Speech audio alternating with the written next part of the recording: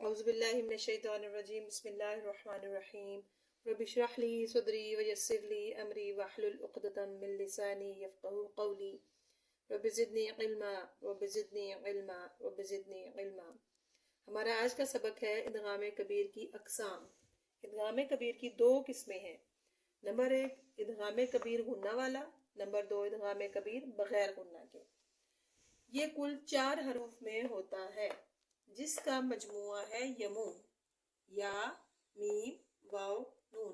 اگر نون ساکن یا نون تنوین کے بعد یہ 4 حروف آئیں گے تو وہاں پر ادغام کبیر غنہ والا ہوگا، اور ان چاروں حروف کے اوپر شد ہوگی، وہاں پہ ہم غنہ کر کے پڑھیں گے۔ اس کا مثلاً دیکھیے میم زبر نون من ہے لیکن ہم اس کو میم زبر نون من نہیں پڑھیں گے، یہ نون ساکن ہے، اس کو یا سے ملائیں گے، میم زبر یا مئی، یا زبر یا قاف پیش واو قو، من یقو، لام پیش لو، من یقولو۔ اب یہاں دیکھیے یہ نون ساکن کے بعد حروف یرملون میں سے یا آ رہا ہے، ٹھیک ہے، تو یہاں ادغام کبیر غنہ والا ہے۔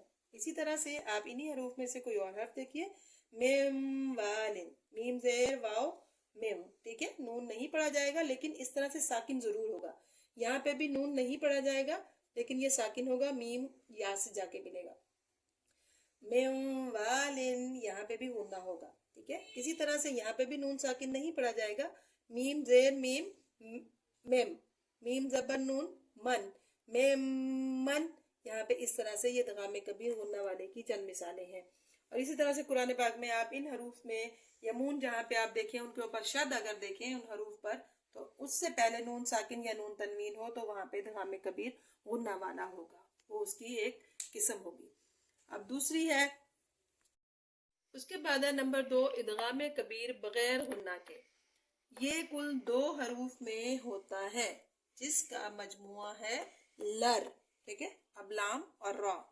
اسی طرح سے آپ یہ دیکھیں، اس کی مثال ہم دیکھیں گے، جب نون ساکن، میں نے آپ کو بتایا ہوا ہے کہ نون ساکن جزم والا نون، نون تنوین، 2 زبر 2 زیر اور 2 پیش والے حرف کی ادائیگی کا ایک آواز نکلتی ہے نون کی، اسے نون تنوین کہتے ہیں، ٹھیک ہے۔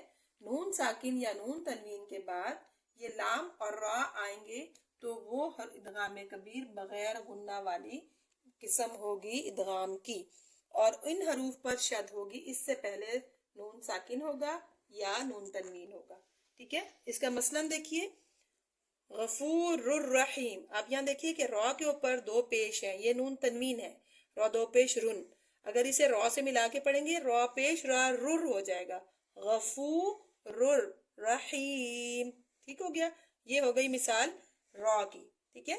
اسی طرح سے ہا پیش ہو، دال 2 زبر لام دل، دیکھیے لام کے اوپر شد ہے، ہدل، یہ لام سے مل رہا ہے دال، لام زیر لام لل، ہدل للمتقین۔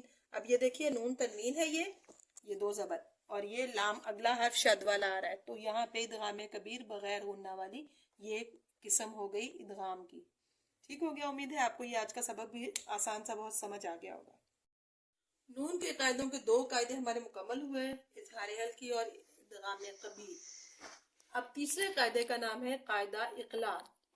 نون ساکن یا نون تنوین کے بعد اگر حرف اقلاب با آ جائے تو وہاں پر نون کو میم سے بدل کر پڑھیں گے، غنہ بھی ہوگا۔ اب کیسے دیکھیے، مثلاً میں آپ دیکھیے کہ کیسے ہم اقلاب میں نون کو میم سے بدل کر پڑھیں گے۔ مثلاً اب یہ دیکھیے لکھا ہوا ہے میم زیر نون من، اگر اس چھوٹا سا میم اس نون کے درمیان میں لکھا ہوا ہو تو اس کو ہم میم زیر نون من پڑھنے کے بجائے میم زیر میم مم پڑھیں گے، اور اگلا حرف ہر حال میں با ہوگا، تو یہ اقلاب ہوگا، میم بعدی، ٹھیک ہے، میم بعدی، یہ ہے نون ساکن کی مثال اقلاب کی۔ اسی طرح سے نون تنوین کی مثال ہے عین زبر آ، لام زیر یلی علی، میم 2 پیش من ہے، لیکن یہاں پہ ہم نے اس نون تنوین کو میم سے بدلنا ہے، میم پیش میم مم ہو جائے گا اور غنہ بھی ہوگا، اگلا حرف با ہوگا، علیم بما کانوا۔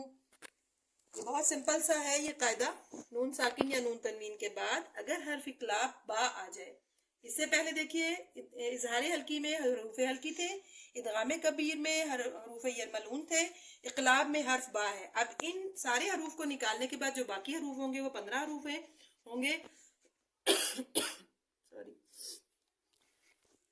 اور وہ 15 حروف قاعدہ اخفاء حقیقی کے ہوں گے، اور وہ ہم انشاءاللہ العزیز کل پڑھیں گے۔